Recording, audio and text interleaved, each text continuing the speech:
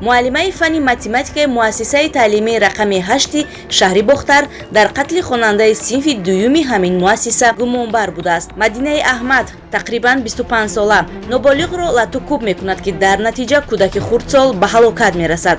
ҳодиса рӯзи 27 майи соли равон рух додааст. Аз мақомоти маҳаллии шаҳри Бохтар хабар доданд ки барои ба ҳалокат расидани кӯдак гумонбар Мадинаи Аҳмад тақрибан 25 сола муаллимаи фанни математикаи муассисаи таълимии рақами 8 ҳисобида мешавад.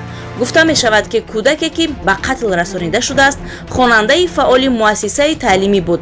аз як фан баҳои 4 дораду халос, боқӣ монда аз ҳамаи фанҳо пайваста баҳои аъло мегирифт. муаллимае ки дар қатли кӯдаки ноболиғ гумонбар аст соли 2019 донишгоҳи давлатии Бохтар ба номи Носири Хусравро хатм кардааст.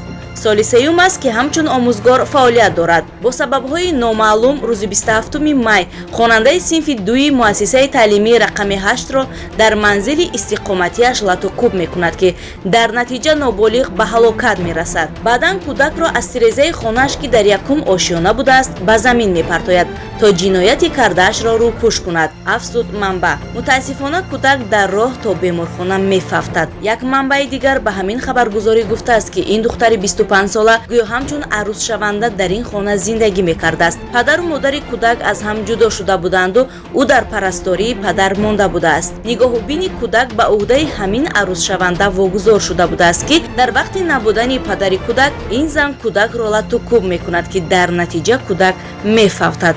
манбаъ дар мақомоти ҳифзи ҳуқуқ тафсилоти бештар надод ва танҳо гуфт ки тафтишоти ин парванда ба уҳдаи мақомоти милитсия вогузор шудааст ва шарҳи бештари ҳодиса баъди ба анҷом расидани тафтишот пешниҳод карда мешавад.